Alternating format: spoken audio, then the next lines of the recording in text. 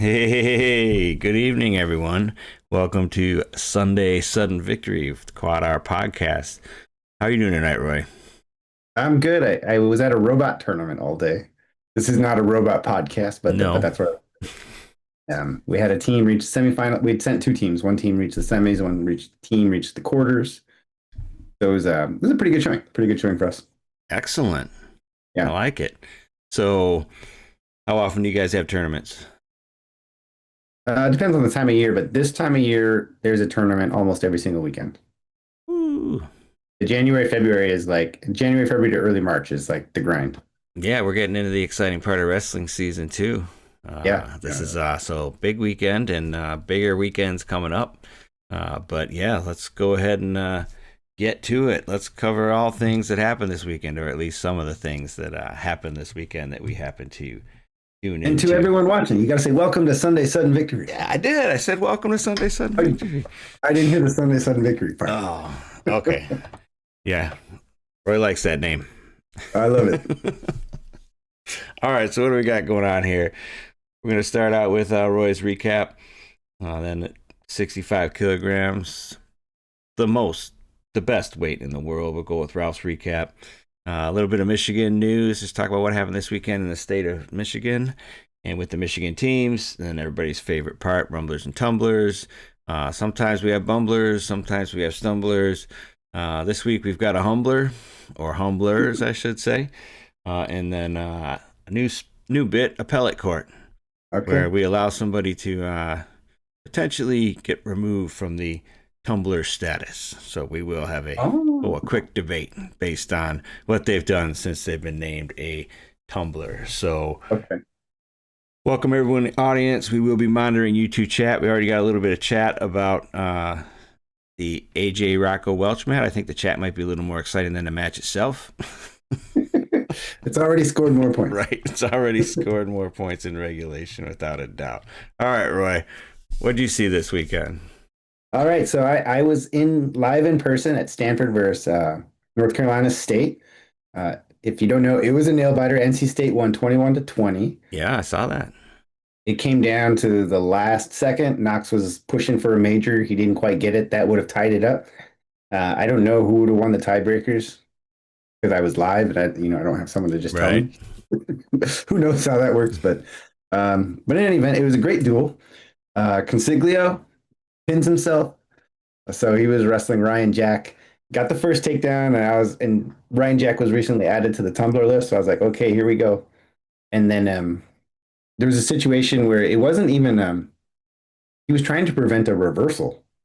And he did the like sort of front flip, like I'm gonna get behind you thing, and he just front flipped right onto his shoulders, and that was that. um Letting himself right out, huh? Oh man, and Consiglio, he's had such a strange year. He's had such a strange year. So is Ryan Jack for that matter. But and that was like to start off the duel. Posada got a pin. I guess some stuff happened before that. Stanford got a tech from Cardenas. Hunter Garvin and Lorenzo Norman were out, both with crutches. Did I have Yeah, lots of crutches on the bench. Okay, so Posada got a pin. Wojciechowicz got an upset. He's from Illinois, by the way. Oh, Marmion yeah? Academy. Yeah, that same place we went to the Okay. tournament. Right. Yeah, right on. Yeah, yeah. So that was pretty cool. I don't have it on here. Trumbull, man, Trumbull looked really good, and he Yeah. didn't look. He didn't look good in a way of like, wow, he's so awesome at wrestling. He looked good in a way that like he seemed like he wasn't taking the match that seriously because he knew this guy could never do anything to him. Yeah. Well, I think Stanford is rocking like the 153rd ranked heavyweight or something. But there's a way to do that, and I was like, man, this guy's good. Um, anyway, looked great. And then the big upset, Provo beats Vince Robinson in sudden victory. Yeah, there's So, another big upset, I thought. um, Biskins? oh, that wasn't the big upset. No. Okay. That was like number 5 versus number 8. All right. Um, I would say Provo beating, but yes, that Biskins beat Valencia. That I'm going to talk more about that because I put Biskins on my Rumbler list. But basically, Aiden Valencia was definitely attacking a lot. But Biskins is just like cool under pressure, man. He never seemed like he was ever worried about any situation, even when Valencia had his leg. And it's just really slick, really fast counters. Mm-hmm. Um, yeah, got a major, got the major.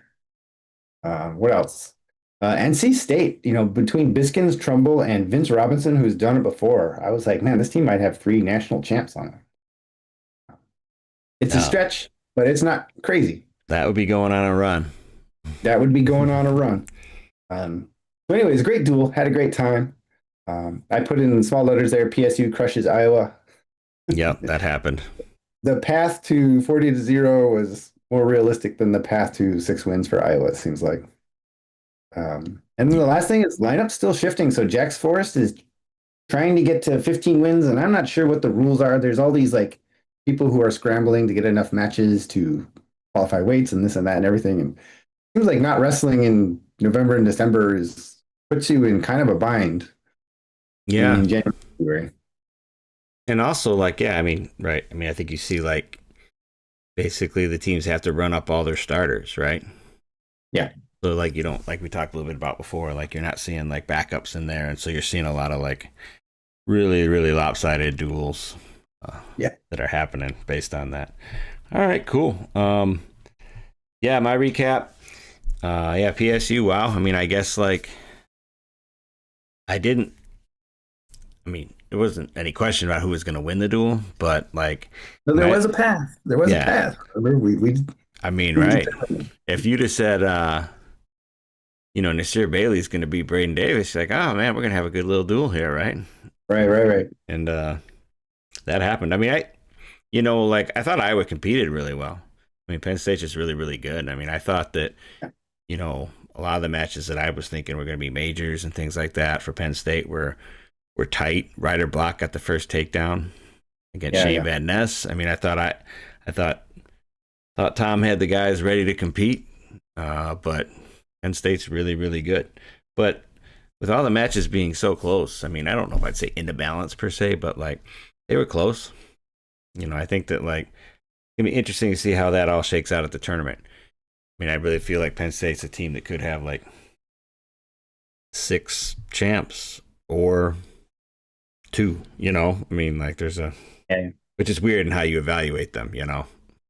Like by how many champs they're gonna have, but winter weather kept me home.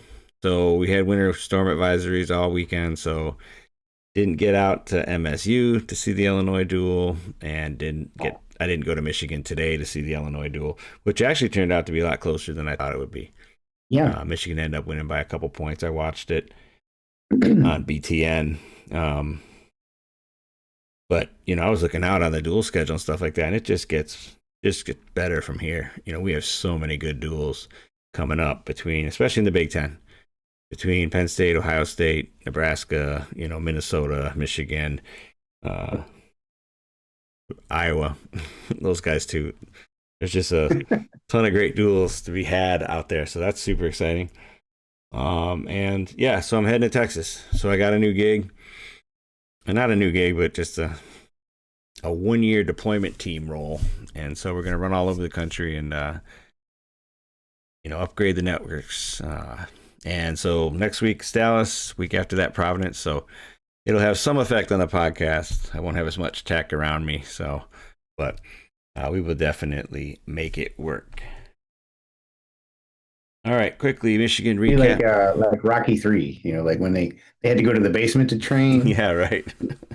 I am going to like my brother-in-law in Fort Worth. He has like he does online training and sales. He has like a whole studio, teleprompters and lighting. I could do it from the studio if I wanted, but we'll see. Maybe I will.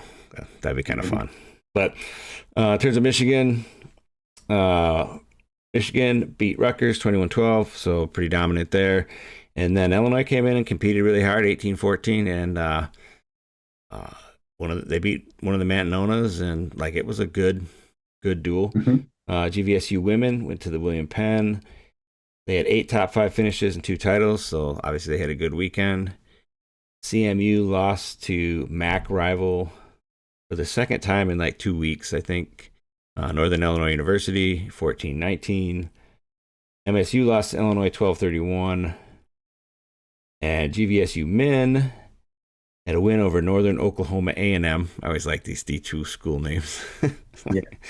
Northern Oklahoma A&M, East Central, like, and then so that was a pretty good showing, 42-9, and then they lost to Central Oklahoma, 21-30.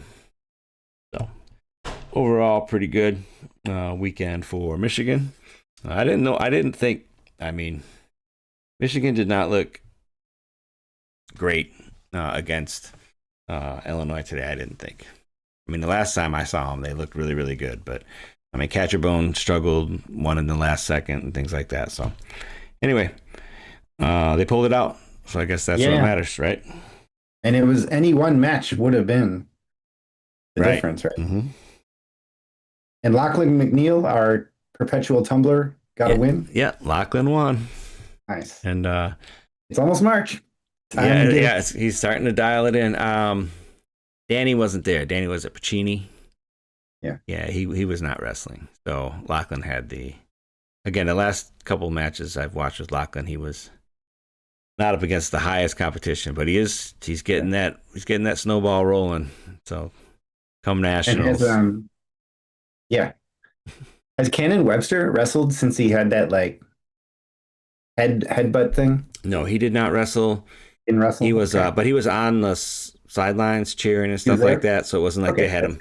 It wasn't like he was locked in a room with no lights or like, you know what I mean? Like, so I think they said he's coming back next week. So okay, good. Pretty good bump on the head, but looks like he's going to be okay. They're just precautionary sitting him out for this duel, but he was there on the sidelines cheering and coaching or whatever. But so I think he's going to be okay.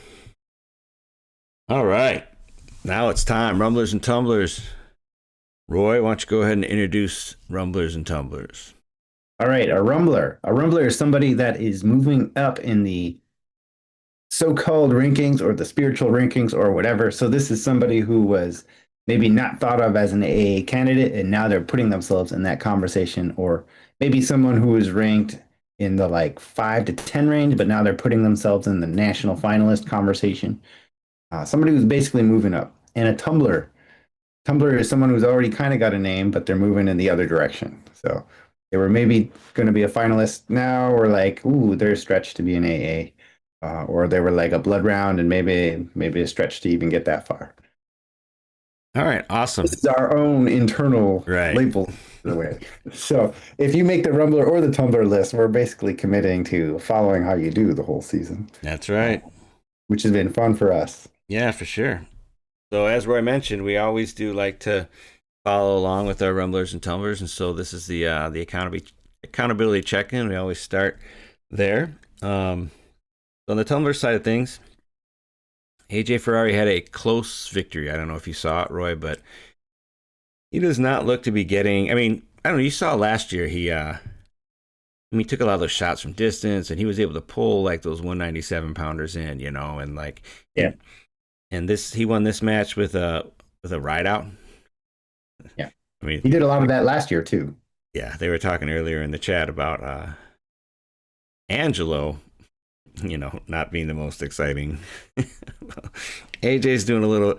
So I don't know. I would have thought with getting to the Nebraska room that he would have a lot more, a lot better penetration. I mean, obviously it's it's bad to go underneath big heavyweights, with bad shots. And he can ride pretty much, the vast majority of the guys out. So I don't know, but this was a guy who,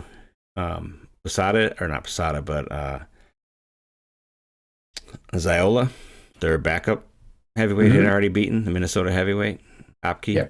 So, Fujit, he's climbing back up. He got a rank win.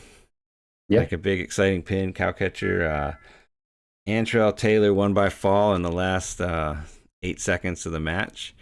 So he's gotten 2 falls in a row, I think. People have pointed out that At this point last year, he had the exact same record, 13-2. Because Yeah. we're not the only ones who put him on like a Tumblr or like what's going on list. And if you look at it that way, he's like right on pace to just repeat. Yeah, right. He's just doing his thing. Yep. Drake Ayala took a loss, but competed hard against Blaze from Penn State. I thought he looked good. So Ryan Jack won by a fall. Mm-hmm. Over Uh, Consiglio. We yeah. talked about that. So Cole Mirasola got a ranked win. I don't know. Well, Over anyway, Peter, right? Peter, right? Yeah. No, I mean he earned it, but Yeah, Peter's got some good wins, and somebody mentioned that he's got to go like 6-1 in his last 7 matches to get an allocation. right, yeah, And not a good way to start. right, And then Provo obviously had a big win over Vince Robinson yeah, with a last double in overtime. That was exciting. And then that was a really good sequence. He shot, and then Vincent Robinson had a good reattack, and then mhm, he reattacked off the reattack, and it based on the duel. So that duel started at 141. So this was the second to last match. So because he won that match, it made the last match actually matter. Because mhm. if he had lost that match, then the last match wouldn't have. It would have been a 7 point. Yeah. Yeah, no. And then Tom Brands. So I don't know. Like they got He's handled, but wasn't a great week when you throw in the Endine situation and then the duel. Even though I thought like they were ready to wrestle, they didn't embarrass themselves out there, but sure, sure. they didn't. Well, they lost to ISU, and then they had the Indine situation, and Mm-hmm. then you can't really blame them because Penn State is just destroying everyone. But it was their worst loss since like 1965, I heard. Yeah. Oh yeah. Um, so I think a lot more people are feeling emboldened to criticize the brand's style of coaching. Yeah. They yeah, they don't they've lost a lot of that aggressiveness. And Yeah. I wouldn't disagree the with the chat that they have some sort of boring wrestlers at this point. Right. Rumblers. So LJ Raju got another ranked victory out at Minnesota. Aiden Valencia. I wrote Frosh lost there because he lost the way like freshmen lose. I think we've been a little spoiled by the number of 4-time champions recently and expect freshmen to be like polished. I thought he looked really good against an opponent that I knew had a good record, but I didn't realize how good he was till I watched him wrestle. Um, so I'm not actually too worried about that loss. It's one of those losses a freshman takes where they learn something about match strategy and managing situations. Yeah. Ryder Black took a tough L. I thought I was pretty. It was fun to see him get that first takedown, Mm-hmm. and I thought he competed. Posada's like starting to polish the rough edges of being a freshman, I think, and like looking really, really good. Yeah, I Well, don't see him ever lose to someone he shouldn't lose to. I think all his losses have been to really good guys. right. So I'm very encouraged. And in the ISU duel, he didn't get Rocky Elam. He got some other guy. He got the backup and he beat him like 2-0. And I think he let that guy manage the score more than he went after it. And in this match, you could tell he was like, I'm going to go out and I'm going to score. And Right. it was much better. Yeah. Josh Barr won by pin times two, I guess, because I just saw that he pinned his. I didn't pay a whole lot of attention to the Penn State Northwestern duel, but you'll be surprised to hear that they shut them out, Roy. But it was 51-0, man. That's like Yeah. average of a tech. Mm-hmm. So, like I said, I didn't pay much attention. Like, Yeah, yeah. not a lot to learn watching the Penn State Northwestern. It's kind of a shame. Northwestern traditionally has like not an awesome team, but like one or two guys that are in the top four, and I feel like they don't this year. Yeah. Yeah. No, I mean, I guess there's always been, but I mean, there's a lot of. I mean, there's just a lot of smart places, a lot of good schools you can go to now. to wrestle. Yeah. I mean, obviously Stanford's, Michigan are both doing pretty well and paying a little bit of NIL, and then Cornell. you got Duke, you got Cornell, you got Brown. And come on, there's still Penn. the Oh, we from forgot Penn. Penn. How did we forget your alma mater? Okay. Yeah. So anyway, for sure. Um, and then what do we got? Oh, Braxton Amos with a 16-3 victory. I thought it was notable that he scored 16 points. I didn't watch the match, but I'm encouraged. Yeah. No, I like it. And then still impounded. That's because you have all the Ferrari brothers on the Oh, Rumble. okay. Yes. They did not have a good weekend. They're on in my all this. I didn't see how Freight Train did. But and then Trumbler. That's Isaac Trumbull. He's on our Rumbler list. Mhm. Like I already talked about his match. He looked great. Yeah, no, he's who's not looked great is Gagliotti. I mean, Yeah. pretty good, and he won today, but against the Illinois backup. But I don't know. I'm a little like scared about his All American chances. He may be creeping in. If he loses, he may find himself on the Tumblr list. But Yeah. I guess until you lose. All right, Roy, who's your Rumbler? Koi Bushkins. I think that's how you say Biskins. Biskins. I think it's Biskins. Biskins. Okay. I mean, I saw he was ranked high. I hadn't watched his matches before, so I was like, oh, this is going to be a great opportunity for Aiden Valencia to get a ranked win. Yeah. And then Valencia got majored, and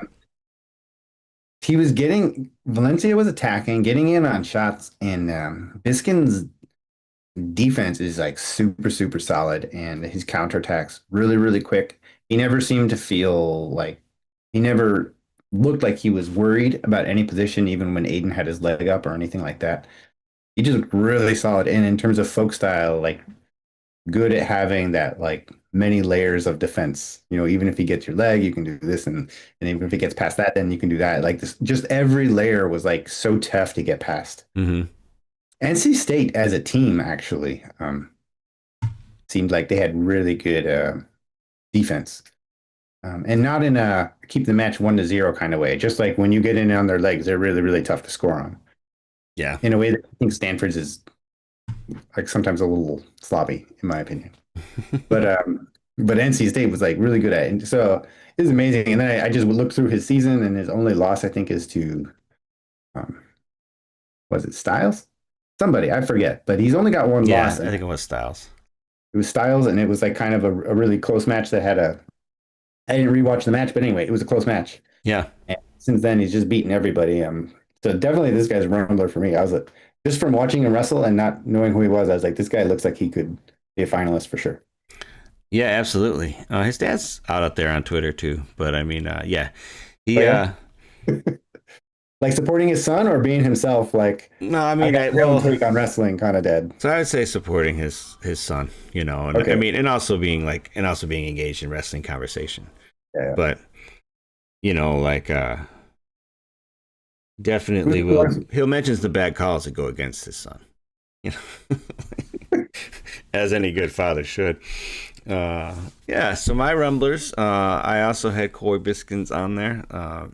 I mean, I've known that people have said he's pretty good, but I mean, majoring Aiden Valencia this late in the year shows that he's definitely in that running for All-American without a doubt.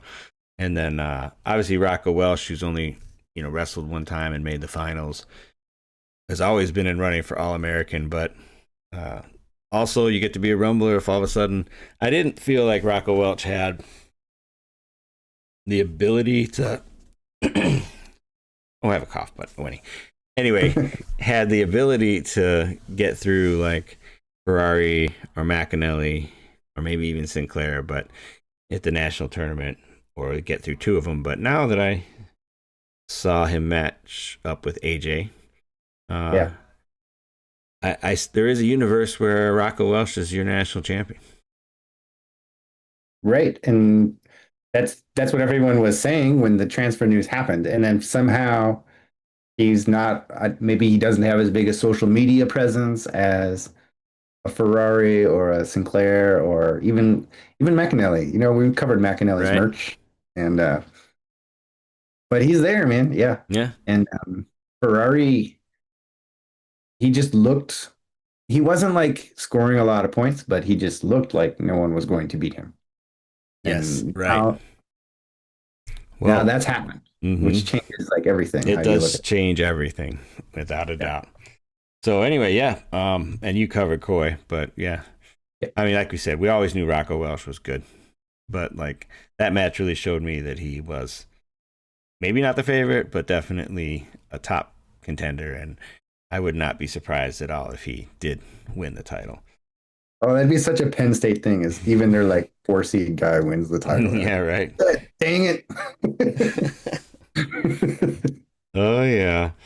My Tumblr's Ben Keeter. Um, I, I mean Cole Mirsola won the match, but I also really did feel like Ben Keeter lost the match. And like lately, he's not. He's been wrestling these sort of like I'm gonna go get this one takedown late kind of approach, and that's really really tough to do at heavyweight Yeah. because you make one slip, and that guy gets a takedown, then you're in a real tough position, having to chase around another heavyweight and taking bad shots against heavyweights is a really bad idea. So you really do have to like sort of hand fight your way if they're not giving you any, if they're not pressuring back into you. It just seems like a bad strategy on Ben's part, and I think that you know if he continues to wrestle that way, I would not be shocked if he you know became like a blood round or round of 12 guy. Yeah.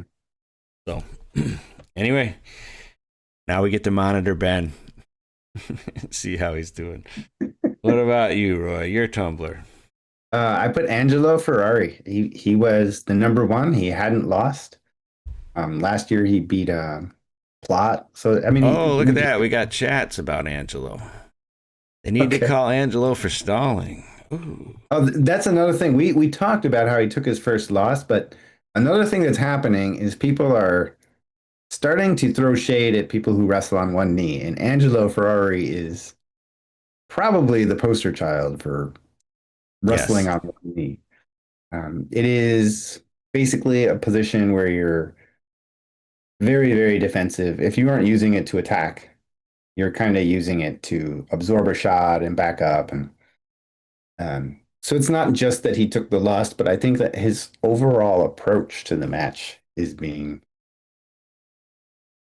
Are you able to throw those chats up there? Yeah, they're up Can there. you read it? They're on the It's too screen small. now. Oh, it What? says I got them on the screen now. This one Yeah, but says I'm. get back 9 minutes of my life.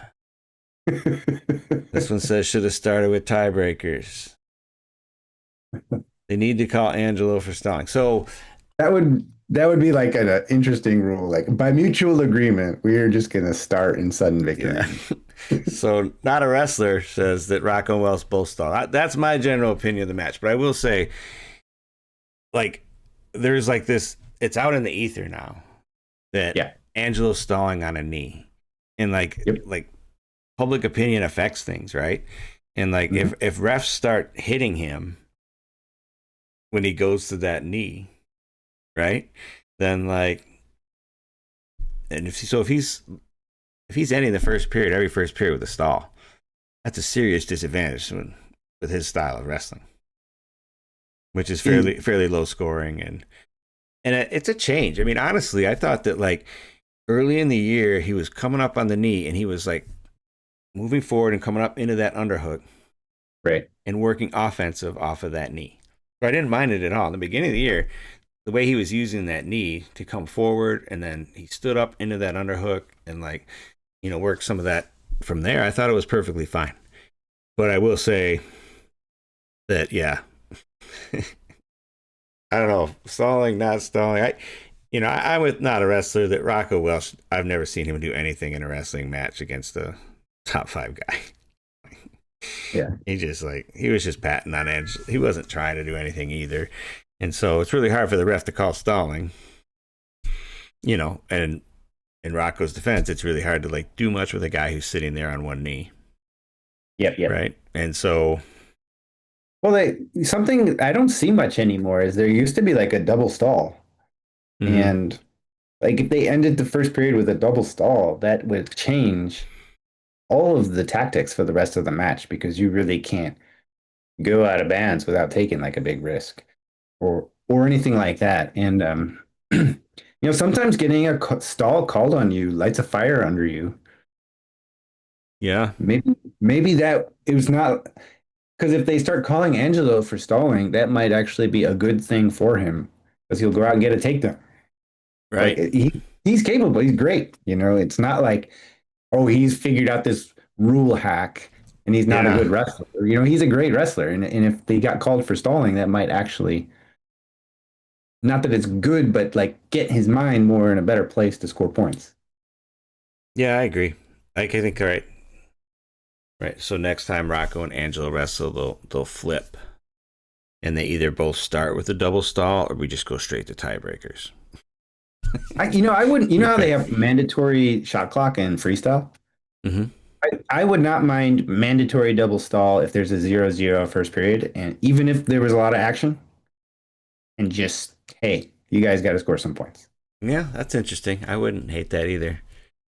I mean, I'm always a little bit leery of like I feel like that's kind of like a ref empowerment thing, but not in the sense not That the has, that's right. that's I not mean, ref, it'd be mandatory, but then like right? then the ref has the complete power to change the match, right? You mean Like after that point because yeah, every mm-hmm. stall. Right, Yeah, I mean one nice thing about the 3 point takedown is like 1 point isn't as valuable as it used to be because it used to right, be you basically gave a guy a whole takedown when I was wrestling. And my yeah. theory about how that's what messed Iowa up is they stopped counting on takedowns and started counting on stalls. And ever since the 3 point takedown, Oh, okay. yeah, yeah. Maybe that's like for my if we ever do a conspiracy or alt explanation portion of the show, I'll We just throw always that do. out. Yeah, so I agree. Angelo didn't look like a national champion on Yeah, Friday, and not saying he won't be, but they got to go back to the lab a little bit, and especially with all the general chiming in from the wrestling community and like wrestlers and coaches and everything. Like refs hear all that, refs see all that, and like and it's times two because people are just saying that about Iowa in general too. right? That Iowa, I think, had more stall calls than takedowns against Penn State. I Yeah, I think I saw read that. that somewhere.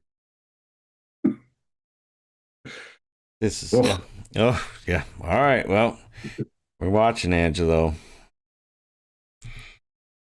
All right. So usually it's Rumblers and Tumblers. Last week we had a Bumbler, and then this week we have Humblers. I don't okay. know why I have a question mark there, but uh, I feel like the Penn State Nittany Lions they humbled the Iowa Hawkeyes this weekend, Mm-hmm. and they didn't do it in an unclassy way or anything like that, but they came in there and showed them that there was work to be done. Yeah, You're right. you know, I mean, I was surprised both at the Keeter match and at the Ferrari match. Yeah. And I mean, I feel like the Nasir Braden that was a toss up match, right? But like Mhm. the, I mean, those were upsets. I think in my mind, Ferrari and Keeter, probably not in their minds, but like Penn State came in and did work, and they definitely humbled the Iowa Hawkeyes. So it'll be interesting to see how Iowa reacts. I mean, I still think that was Iowa a trophy team, They're one of your teams that's like right? for I'm our weekly wager. I'm Um, my headspace wasn't there. They should be ranked about number 5 right now, and it's top 4. top four. It's Penn State, Oklahoma State, adding Jacks, Ohio State. Ohio State, and I don't then depends. Nebraska, Cornell, that's right, Nebraska, Cornell, East State looked great. They and might have 3 national champs if they go on a run. right. Oof, I don't know, man. If it was even money, I'd bet against Iowa being a trophy Yeah. team. Yeah. What do we think, audience? What do we think, listeners? Iowa trophy team this year? I'm leaning no right now. But I mean, Angela was their one champ, right? yeah, there was And talk about like they've had a finalist every year forever. And I for still, 20, 35 yeah, years. I still Yeah. think they'll get a finalist. I think that Caliendo or Angelo or I still, for whatever, I have no logic for this, but I still think Caliendo is going to get Mitchell Messenbrink yeah, in the NCAA finals. I just think that's going to happen. that would be crazy. But I might just want that to Right. happen. There may not be any logic. But anyway, congratulations to the Penn State Nittany Lions for being our first humbler. And I have no idea why there's a question mark there. But all right, time for appellate court. Okay. Order in the ring. Order in the ring. So, our first wrestler who attempts to be removed from the Tumbler list is Chris Minto. Right. Chris Minto's at 13-2. He's ranked 6th, and he has avenged the Facundo loss, which was over a head scissors. Okay. So these are our rankings. Again, this is really about like All-American status, right? You have Levi Haynes, Simon Rees, Patrick Kennedy, Carson Karchla, Maddie Singleton above Christian Minto. And he is ranked in an All-American spot. Below him, you have Alex Facundo, who they've split so far this year. Carter Schubert of Oklahoma. Danny Wask, who seems to find a way on the podium. Lenny Pinto, Cam Steed, Bo Mantanona from Michigan, MJ Gatan. Ooh. Is there any ACs in Cleveland? I think it's a little too far north. It might be, yeah. So where do you go if you go off the Tumblr list? Well, right then. I guess we stop You go monitoring off the you. watch list? That's Yeah. I don't know if that's you're on like Rumbler probation. I don't know. That's the thing is, do you have to be a Rumbler to no longer be a Tumbler? Or a rebirther? You need a better name than that for sure. So what do we think?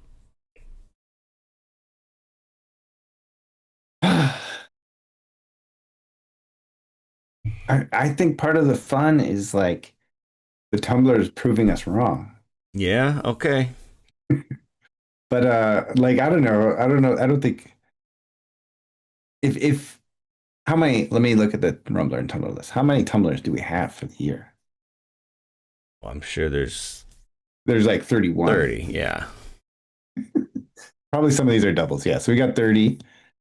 And do you think we should take him off? Your best argument is number 6. He's done a lot. Why was he on the Tumblr list? I guess that's the important thing to understand. He lost twice at the national duels, I believe. At NDI. Who else did he lose to? I don't remember now. Who did they wrestle? They wrestled Oklahoma State.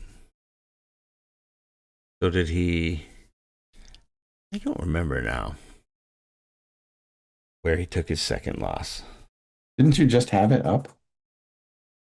I had the rankings. I didn't have just the rankings. Yeah. Okay. Let's see. If this first link works, then I'll tell you. And if it doesn't, right. No, it didn't. Okay. Let me know. So yeah, that's the thing. What do you think? Or should we just keep everyone? We don't have to have appellate court. I like the idea of status change, though. So you want to move him to Rumbler? I think that's the only, since we don't have a mid status, we're moving him from Tumbler to Rumbler. Oof. Yes, I'm willing Okay. to accept responsibility for moving Chris Minto to the Rumbler list. Then move him, but highlight his name. Okay. We'll have an extra layer of accountability Right. to see if that's warranted or not. Yes. Yeah. So, not a wrestler says that PSU and Oklahoma State are trophy locks, barring something crazy happening. PSU and Oklahoma State. Are the trophy Ohio locks? State. Oh, we forgot about I think Ohio State's a lot. yeah. Yeah, he's saying Ohio State. TOSU is Oh, Oklahoma State. oh yeah, the Ohio State. Yeah. Okay. Sorry. Yeah. Mm. Yeah, that's fine. Oh, you know. Oklahoma State and then Cornell, NC State, What about we need to talk about Iowa State? Iowa State. Oh, Oh, Iowa State could have multiple champs. well, Iowa State beat Iowa. Yeah, and they beat Iowa, right? So You there's know, that. So we there's can also even that. throw them in the list. So yeah, 4 to 6 teams. Iowa not going Realistically, to be in the top 10. yeah, I don't think that's going to happen. But yeah, there's a real good chance that they don't trophy. But we shall see. Yeah. All right. Well, okay. So now I got homework. I will make Chris Minto. I will move Chris Minto to the Rumbler list and highlight it. All right, that's it. Time to go back to the Bears game. Yeah, awesome week of wrestling. Yeah, bear Looking down. forward to next week. We'll recap it on the Wednesday show at Right. 5:30 California time, Live 8:30 from Eastern. Texas. I Oh, don't yeah. even know what time zone I'm going to be in. Unless they're central down there, so for sure. Thanks for jumping in, everybody. Have a great night, and we'll see everybody Wednesday. Roy, you want to take us out? Yeah, don't forget, toe the line in everything you do. What are out?